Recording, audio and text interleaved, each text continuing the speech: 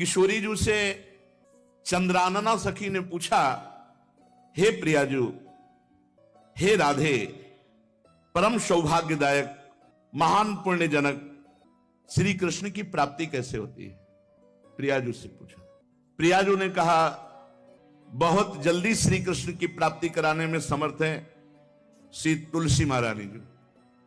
प्रियाजू का वो बताया हुआ उपाय श्री वृंदा सखी, ये वृंदावन की अधिष्ठात्री देवी हैं, ये वृंदावन की पूरी व्यवस्था को देखती हैं। प्यारे जू के नित्य केली की व्यवस्था करती हैं और इनकी कृपा के बिना कोई वृंदावन में प्रवेश नहीं कर सकता। ये हमारी प्यारी जू की प्रिय सखी वृंदा सखी श्री तुलसी महारानी जी। चंद्रानना सखी ने कहा कि परम सौभाग्यदम राधे महापुण्यम वरप्रदम श्री कृष्ण श्यापि लब्ध्यर्थम, उनका तुलसी सेवनम मतम। मेरे मत में यदि तुलसी जी की सेवा की जाए, तुलसी जी का यदि स्पर्श हो जाता है, तुलसी जी का नाम कीर्तन किया जाता है, तुलसी जी को प्रणाम किया जाता है, तुलसी जी का वृक्ष लगाया जाता है, तुलसी जी को जल अर्पित किया जाता है और तुलसी दल से नित्य भगवत सेवा की जाए, तो बहुत जल्दी श्री कृष्ण प्रसन्न हो जाते हैं। प्रतिदिन जो तुलसी जी की भक्ति करता है, तुलसी का पौधा रोप करके तुलसी जी का सिंचन करना, तुलसी जी को तिलक लगाना, तुलसी जी को माला पहनाना, तुलसी जी की परिक्रमा करना, तुलसी जी को प्रणाम करना, वो कोटि सहस्त्र युगों तक ऐसा महान सुकृत होता है कि भगवान श्री कृष्ण के नित्य समीप रहता है जो तुलसी जी की सेवा करता है।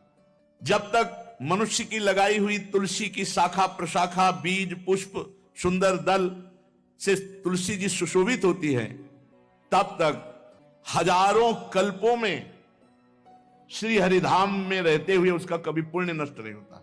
जैसे एक दिन तो 1000 कल्प, 2 दिन 2000 कल्प वो भगवान के नित्य धाम में महान सुकृत के बल से भगवत धाम में रहेगा, जो तुलसी जी का पक्का मान लीजिए। जब स्वयंसी में से तो तुलसी जी रोपण करके तुलसी जी का एक वन लगाया और रोज नवीन नवीन मंजरी तुलसी दल लेकर प्रभु के चरणों में, कहीं न कहीं तुलसी जी की कृपा हुई। वृंदावन, ये वृंदा अधिष्ठात्री देवी वृंदावन की है, इनकी कृपा के बिना हे चंद्रानने संपूर्ण पत्रों और पुष्पों को जो उतार करके सम्मान पूर्वक पहले प्रार्थना करनी चाहिए, हे वृंदा देवी, हे तुलसी जी, भगवान श्री हरि की पूजा के लिए या प्रियाजू की पूजा के लिए हम आपके कुछ मंजरी कुछ दल लेकर के सेवा करना चाहते हैं, आप कृपा करके मुझे दीजिए, और फिर उतार लें। ऐसे नोचना नहीं, बहुत सम्मान से बहुत प्यार से, तो तुलसी जी प्रसन्न होते हैं। जो मनुष्य तुलसी दल से श्री हरि की पूजा करता है, कोई भी पाप उसका स्पर्श नहीं कर सकता। पूर्व में किया हुआ कोई भी पाप उसको दंड नहीं मिलेगा, जो तुलसी जी की आराधना नित्य करता है। अब इतना जल भी ना चढ़ा दे, मार पुण्य हो जाए और तुलसी जी अंतर ध्यान अनुकूल जल, जैसे मान लो गमले पे हैं तो इतना बड़ा तांबे का रोज उससे चढ़ा, अब भर के लोटा चढ़ा दोगे 2-4 दिन में अंतर ध्यान हो जाएंगे तुलसी जी। बहुत विवेक से जरूरत है, मतलब भारी पुण्य होगा। अब इतना बड़ा लोटा रोज जल चढ़ाओगे तो 2-4 दिन में पीली होके अंतर ध्यान हो जाएंगे। भाई इतना जल, अनुकूल जल चाहिए। एक तांबे का छोटा सा लिया, ऐसे रोज डालो, उसमें कोई फर्क नहीं, और गमला उठाकर धूप में विराजमान करो। सेवा का मतलब क्या है? जो तुलसी जी को जल अर्पित करके तुलसी जी की सेवा करता है, हरि चिंतन करता, कभी कोई पाप उसका स्पर्श नहीं कर सकता। 100 भार सोना 400 भार चांदी का जो दान करने का फल होता है, वो एक तुलसी दल उतार, जो अपने द्वारा लगाई हुई तुलसी दल, वो हरि के चरणों में अर्पित करो। ये 100 भार सोना और चांदी बराबरी नहीं हो सकती। कितना महत्व है। जो रोज तुलसी दल चयन कर, द्वादशी को न चयन करे, द्वादशी को मतलब बहुत बड़ा अपराध लगता है तुलसी दल का, इस मतलब तुलसी के वृक्ष का भी स्पर्श न करे। प्रणाम नमस्कार दूर से, एक भी दल नहीं टूटना चाहिए। द्वादशी को ऐसा हमने महापुरुषों से सुना है कि मंजरी और पत्र उतारना ये ठीक नहीं, बिल्कुल नहीं ठीक है। ब्रह्म हत्या का फल लगता है, अगर जो पाप लगता है अगर कोई द्वादशी को तुलसी चयन, बहुत सावधानी से। जिसके घर में तुलसी का बगीचा होता है, कई पौधे होते हैं, उसको कहीं तीर्थ जाने की जरूरत नहीं, उसका घर तीर्थ है जिसके घर में तुलसी के पौधे हैं। और यमराज कभी उस घर में किसी भी मरने वाले को लेने नहीं आएंगे जिसके घर में तुलसी। लगा लो भैया तुलसी लगा लो घर में, काहे कोई यमराज को आने दोगे? सबके घर में तुलसी। कितना सुंदर पहले था। घर में आंगन होते थे, आंगन में एक बहुत बड़ा, और फिर उसमें तुलसी जी, और फिर उसमें 2-4 नर्मदेश्वर और शालिग्राम ऐसे, और फिर घर का हर व्यक्ति जल चढ़ाना, प्रणाम करना, नमस्कार करना, 4 पर। कितनी पवित्र पद्धतियां हमारी थी। जब रसोई बने पहली गाय के लिए, फिर कुछ पक्षियों के लिए, फिर कोई संत महात्मा, कोई भिक्षु, ऐसा कितना पवित्र व्यवहार। अभी यहाँ जैसे हमने देखा है, ये रसोई बन रही ना, तो धुआं नहीं खत्म होने पाता, वो ही सब अपवित्र किए हुए हैं, राक्षसी बुद्धि आती चली जा रही। तुलसी जी, ये भागवती को वस्तु है। हमें लगता है बालकनी तो होती है, बढ़िया बालकनी में एक ऐसा उठाने धरने वाला स्टैंड लोहे का रखो कि तुलसी जी को विराजमान कर दो। जिसके घर में तुलसी जी विराजमान होती, उसके घर में यमराज कभी नहीं जाते। जो तुलसी जी का सेवन करता है, उसकी सारी कामनाएं तुलसी जी पूर्ण कर देती है। तुलसी जी को लगाना, तुलसी जी का पालन करना, तुलसी जी को सिंचन करना, तुलसी जी का दर्शन करना, तुलसी जी का स्पर्श करना, मनुष्य के द्वारा जो मन, वाणी और शरीर से पाप हो गए, सबको तुलसी महारानी क्षमा कर देती है, दग्ध कर देती है। पुष्कर आदि तीर्थ, गंगा आदि परम पावन नदियां, ये सब जो स्नान आदि, अवगाहन आदि करने का फल देते हैं, वो केवल तुलसी जी घर में विराजमान है, उसको फल मिल जाएगा। कितने बढ़िया। जो तुलसी जी की नवीन मंजरी प्रभु के चरणों में अर्पित करके प्रणाम करता है, वो चाहे कितना भी अपराध किए हो, वो कभी यमपुरी को नहीं देखेगा, कभी यमराज के पास नहीं जाएगा। जो मनुष्य तुलसी काष्ठ का घिसा हुआ चंदन लगाता है, उसके सारे संचित भस्म हो जाते हैं, और क्रियमाण जो वर्तमान, वो कभी उसको बांध नहीं सकते। तुलसी जी का काष्ठ का घिसा हुआ चंदन। जिसके घर में तुलसी की छाया होती है, वहां पितरों को अपने आप कल्याण प्राप्त हो जाता है। जो श्राद्ध करने से लाभ मिलता है पितरों को, घर में तुलसी लगा के, जो तुलसी की छाया और बड़ा वृक्ष, पितरों को तृप्ति मिलती है। चतुर्भुज ब्रह्मा जी सारंग धनवा श्री हरि के महामहिम स्वरूप की अनुभूति करने के लिए भी कहा है कि तुलसी जी का महान महात्म्य है। अगर तुलसी जी का सेवन करे तो भगवान श्री हरि की महिमा को जान जाएगा। स्त्री हो या पुरुष, पुरुष नपुंसक नारीवा जीव चराचर कोय, सर्व भाव भज कपट तज मोहि परम प्रीस होय। शरीर वर्दी है, हमारी पोशाक है, हम सब एक हैं, आत्मस्वरूप है, कुछ अलग नहीं है। शरीर केवल पांच भौतिक है तो सबका पांच भौतिक है, उसमें चिन्ह है स्त्री पुरुष के, बस। इसके लिए भगवान की आराधना निषेध थोड़ी है। जो स्त्री या पुरुष श्री तुलसी जी के काष्ठ के मन के बना के, जैसे छोटी कंठी या बड़ी माला धारण करता है, श्री कृष्ण उसके बस में हो जाते हैं। यह है तुलसी जी की महिमा। परम सुहाग श्री कृष्ण मिल जाते हैं, और कौन सी भी हमें उपलब्धि चाहिए। हे गोप नंदिनी, तुलसी जी का सेवन करने से श्री कृष्ण वश में हो जाते हैं। जो तुलसी की माला से नाम जप करता है, काउंटर वाली बात तो स्मृति के लिए भाई है, हम निषेध नहीं करते, नहीं बहुतों के भजन बंद हो जाएंगे, पर हम इतनी महिमा जरूर बता देते हैं कि तुलसी माला से जो नाम जप किया जाता है, उससे आध्यात्मिक सिद्धि बहुत जल्दी होती है। गुरुदेव भगवान कहते, जो अंगुलियों से रगड़ होती है मन का से, उसमें आध्यात्मिक ऊर्जा शक्ति तुलसी माला से। प्लास्टिक पर भाई करो, निषेध नहीं कह रहे, बंद हो जाएगा वो भी राधा राधा कहना, वो हमें बंद नहीं करना। हम कह रहे हैं तुम जैसे बने वैसे करो, लेकिन माला का बहुत बड़ा प्रभाव है। तुलसी परम पवित्र भगवान श्री हरि की प्रिया, और उनके काष्ठ को जब हम ऐसे ऐसे नाम के साथ, तो विशेष ऊर्जा शक्ति, आध्यात्मिक शक्ति हमें जागृत होती है। हो सके जिनको ऐसा बन सके तो छोटी एक वो आती है सुमिरनी, उसको रख लो, अपनी जेब में रख लो, उससे करो। और नहीं है तो भैया तुम इसी से करो, नाम जप करो, भाव को भाव न खालसो, नाम जपत मंगल दिस दसो। सुंदर सुंदर तुलसी जी के वृक्षों के समीप बैठ करके जो अनुष्ठान किया जाए, वो बहुत लाभदायक। श्रीमद् भागवत का, गोपाल सहस्त्र नाम का कोई भी पाठ तुलसी जी के समीप विराजमान करके किया जाए। आचार्य को बुला करके तुलसी पूजन करना चाहिए।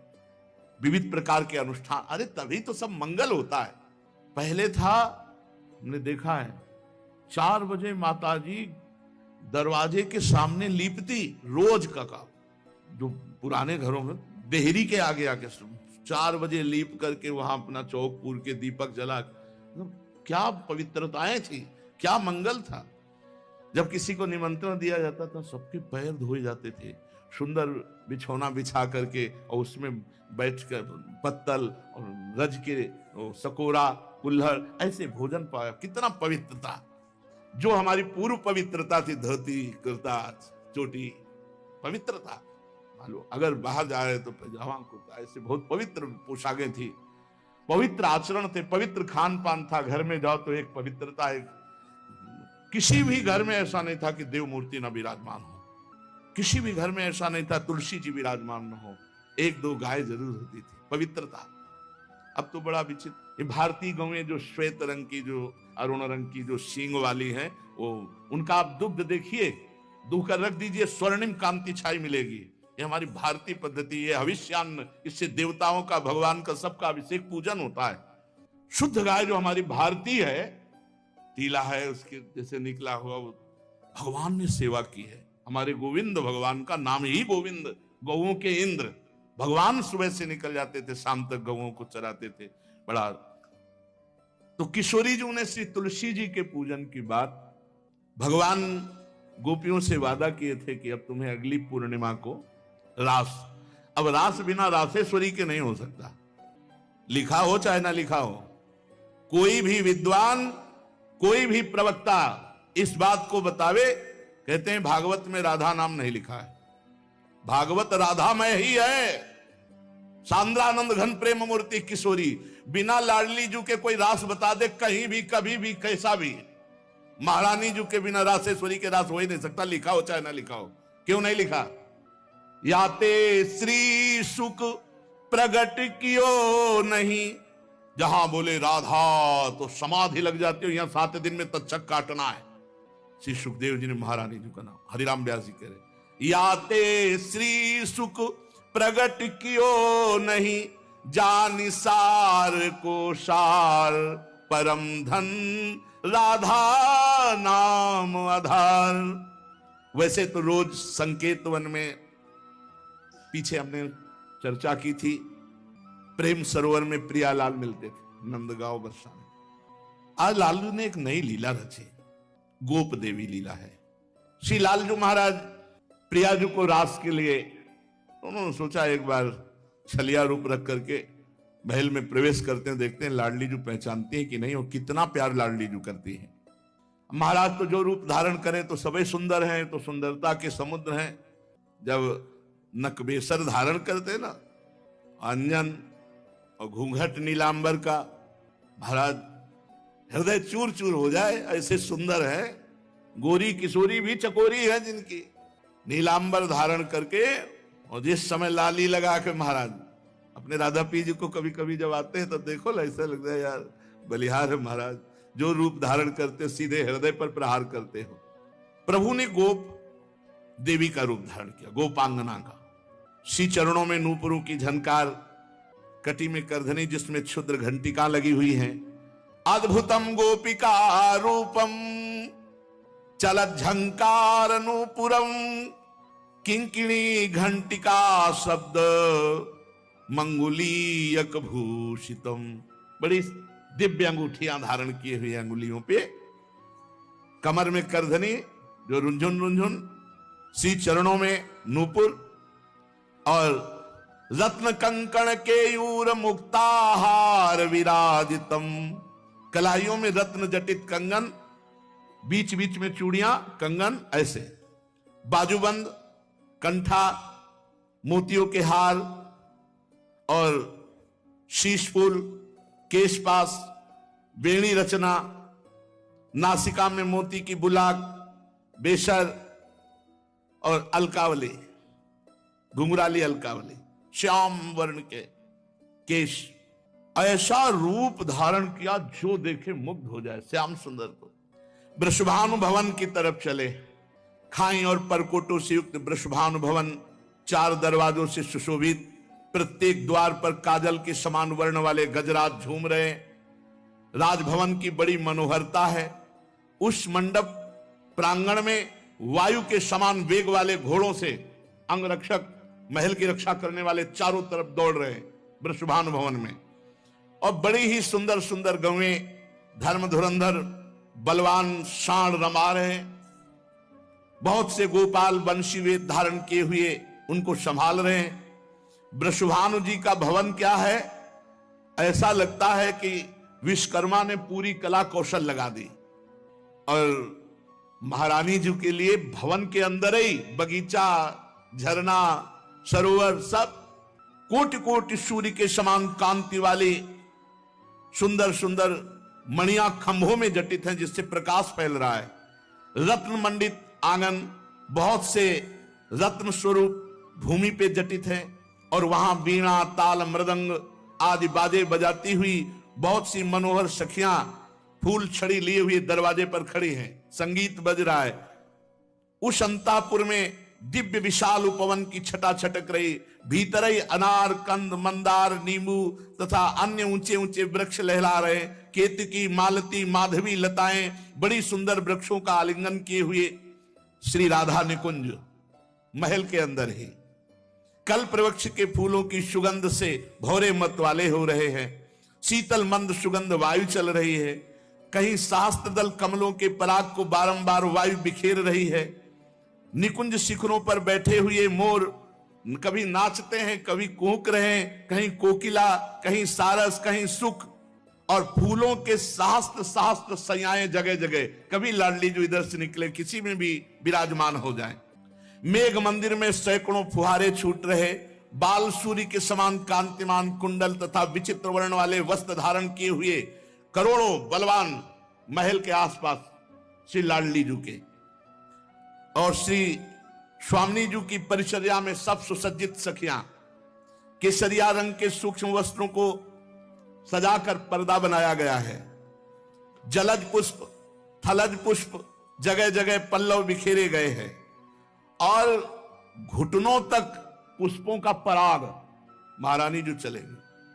राजभवन में ऐसा मालती मकरंदों के फव्वारे, मालती मकरंदों के, मालती के सुंदर मकरंद के पराग के सुगंध से युक्त ऐसे फव्वारे चल रहे हैं।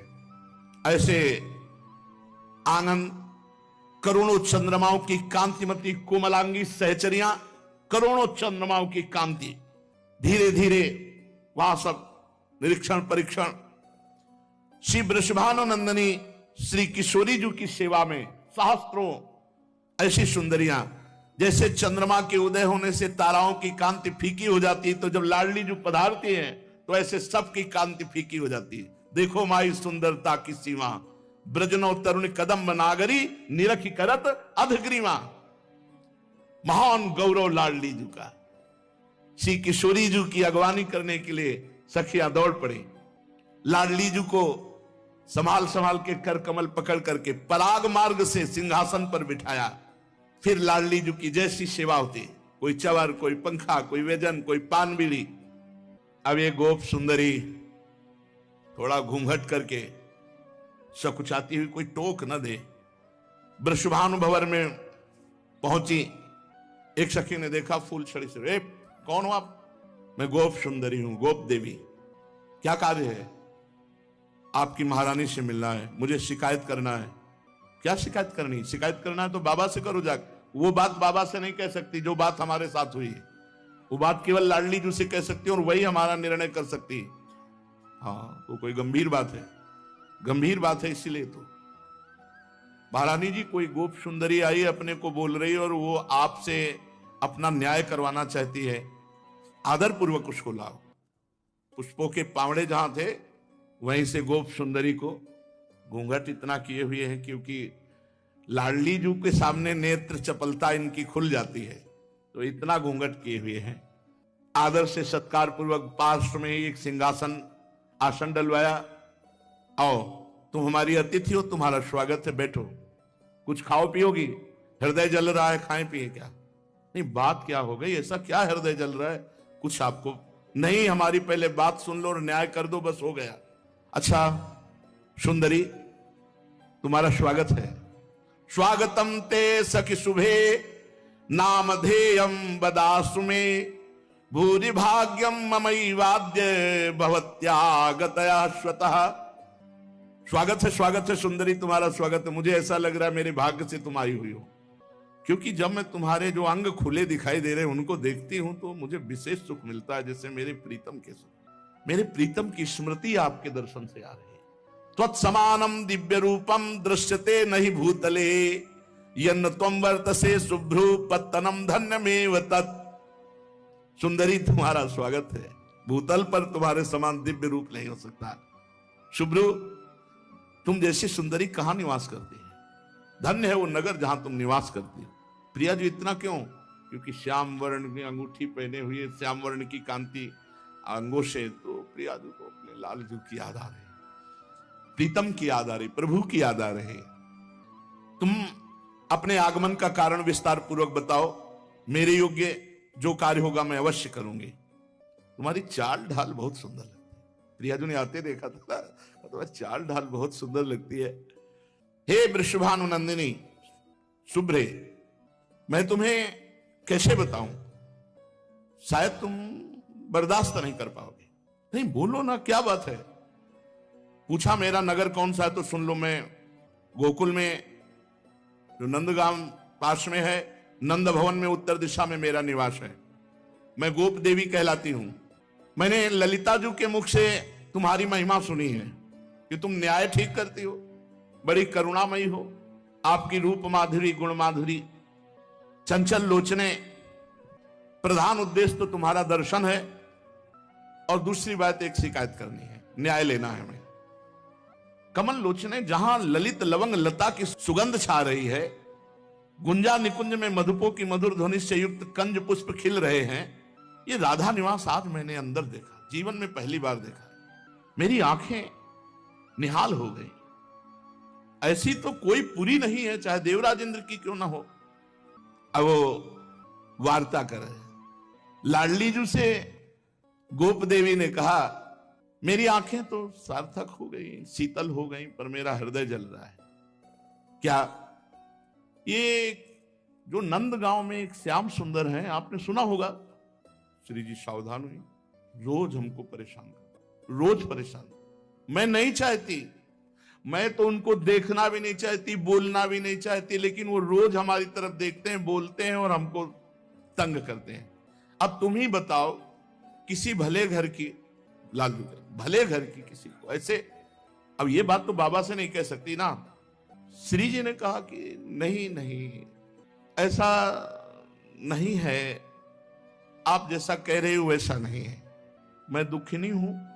और लालजू महाराज जो है ना, वो दुख को प्रकट करने लगे। देखो गोप देवी, तुम खिन्न ना हो, मैं तुम्हें ठेस नहीं पहुंचा रही हूं। कल्याणी, तुम फिर से अपनी बात बताओ।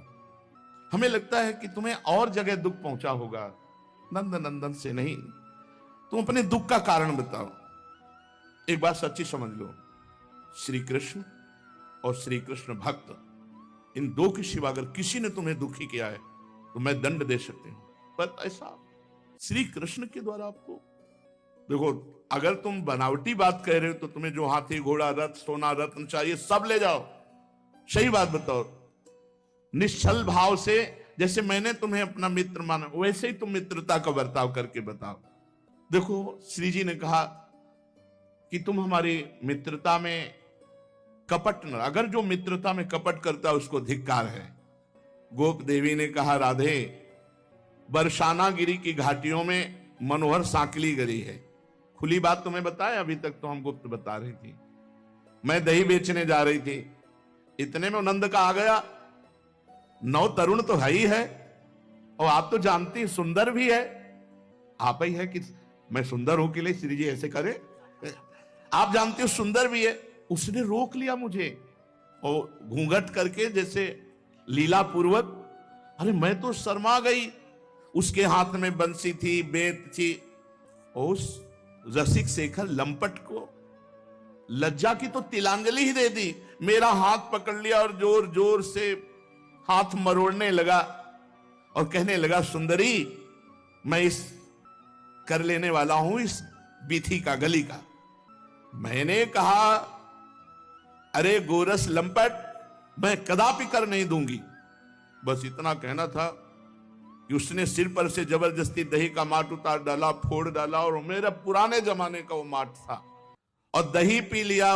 फिर जो बात हम आपको बताएं, उसने मेरी ऊपर से चुनरिया खींच ली। अब मैं लाज की मारी कुछ कही नहीं। वो तुमसे दिल की बात बताने आई हूं कि वो कैसे है। उसे बताओ ना, ये नंद का है तो ग्वाला ही। श्री जी एकदम सहम गई। प्रीतम के लिए ऐसा, और कोई खास धनवान नहीं है, न सुशील है, न स्वरूप है, अपने को बड़ा सुंदर समझता है। ऐसे पुरुष से कहीं प्रेम किया जाता है? किशोरी जी से आप थोड़ा सहयोग कीजिए। श्री जी से कहा, आप थोड़ा सहयोग कीजिए, ये ठीक रहेगा नहीं। जब ऐसे वचन बोले तो लाडली जी को बड़ा विस्मय हुआ और कहा, सखी, जिनकी प्राप्ति के लिए ब्रह्मा शिव आदि बड़े बड़े देवता उत्कृष्ट योग रीति से नाना प्रकार का तप करते हैं, दत्तात्रेय, सुखदेव, कपिल, आसुरी, अंगिरा, ये बड़े बड़े जिनके चरणारविंद के मकरंद रस का पान करने के लोलुप हैं, तम कृष्णमादि पुरुषम परिपूर्ण देवम लीला अवतार मजता मार्ति हरम जनानाम। तुम ऐसे अजन्मा परिपूर्ण परम देव, लीला अवतार, सर्वजन दुखारी, भूतल भार हरणकारी, संत पुरुषों के एकमात्र आराध्य देव, तुमने श्री कृष्ण की निंदा हमारे सामने कैसे कर दी? श्री जी ने कहा, तुमने श्री कृष्ण की निंदा कैसे कर दी? तुम कहती हो ग्वाले हैं। अरे ब्रह्मादि जिनकी चरण रज की वंदना करते वो ग्वाले हैं। उन्होंने गौओं का आदर किया, गौओं का पालन किया। गोरज की कितनी महिमा है तुम क्या जानते हैं? गोरज का स्पर्श होते ही वो परम पवित्र हो जाता है, जिसके माथे पे गोरज लगती है। गौओं का उत्तम नाम जो जप करता है वो गोलोक बिहारी को प्राप्त होता है। दिन रात गौओं का सुंदर मुख दर्शन, उनकी सेवा, ये भगवत प्राप्ति का स्वरूप है। मेरी समझ में तुम्हारी बुद्धि ठीक नहीं। तुमने गोप जाति कह करके अवहेलना करना चाहा। तुम कहती हो काला श्याम सुंदर, श्री कृष्ण की श्याम प्रभा विलासी सुंदर कला का दर्शन करके भगवान नीलकंठ, शंकर जी, सनक सनंदन सनातन, अरे जटाजूट, हलाहल, विष, भस्म, कपाल और सर्प धारण करने वाले उनकी सुंदरता के पीछे घूमते हैं। स्वर्गलोक सिद्ध मुनीश्वर, यक्ष, गंधर्व, मरुदगण, नर, किन्नर, कौन ऐसा है जो हमारे श्री कृष्ण से मोहित ना हो जाए? उत्कृष्ट ऐश्वर्य, सौंदर्य, माधुर्य, तू कैसे बोल दिया? तुम कहती हो निर्धन है। अरे सारा वैभव उन्हीं का है। तू अभी मेरे श्री कृष्ण को नहीं जानती। तू कहती कोई खास नहीं। वत्सासुर, अगासुर, कालिया नाग, बकासुर, यमला, अर्जुन, वृक्ष, तृणावर्त, सक्तासुर, पूतना, इनको परम पदवी प्रदान की जो घोर राक्षसी स्वभाव के थे, खास नहीं है। उन मुरारी के लिए तुम अपयश वाले शब्द बोले। कोटि कोटि ब्रह्मांड समूह एक एक रोमकूप में जिनके वास करते हैं, उनको तू कह रही खास कोई धनवान नहीं। पुरुषोत्तम कह रहे हो कि वो किस प्रेम करने लायक नहीं। अरे बड़े बड़े वैभव को ठुकरा कर भक्त लोग श्री कृष्ण के चरणों की आराधना करते हैं। तुम भक्ति के रास्ते को नहीं जानते। उनकी एक कृपा है कि वो अपने भक्तों को प्यार करके उनके पीछे पीछे डोलते हैं। श्री कृष्ण सुशीली नहीं, समस्त लोगों के सुजन समुदाय के चूड़ामणि हैं। वे अपने भक्त के पीछे चलते हैं, अपने रोम रोम को लोगों को पावन करते हैं। वो परमात्मा है। तू कैसे बोल गई? गोप देवी बोली, श्री राधे, मैं दुख तो नहीं पहचाना चाहती। वैसे तो तुम्हारी बुद्धि तो बृहस्पति का भी उपहास कर रही, इतनी प्रवीण है वाणी, कला कौशल बोलने का। श्री राधे, हमें लगता है तुम्हें श्री कृष्ण से प्रेम है क्या? क्योंकि तुम बात सुनते ही ऐसी, तुम्हें बहुत विश्वास है श्री कृष्ण पे, तुम्हें प्रेम है श्री कृष्ण से। श्री जी ने कहा, मुझे प्रेम है श्री कृष्ण से और मुझे विश्वास है श्री कृष्ण पे। क्या तुम बुलाओगे श्री कृष्ण उपस्थित हो जाएंगे? हाँ, इसी क्षण। यथा गमिष्यति यदाद्य हरि परेशः किम कार्यामि भवतीम वद तरि शुभ्रो चेदागमो नहीं भवे धन मालिनः स्वम सर्वधनम च भवनम च ददामि तुभ्यम। ओहो, तू मेरी परीक्षा लेनी चाहती? सुन सखी, मेरे बुलाने से मेरे श्री कृष्ण तेरे सामने उपस्थित हो जाएंगे। अगर वो नावे ना मेरे स्मरण करते हुए तो ये जीवन, ये धन सब न्यौछावर कर दो। कितना प्रेम है श्री जी से।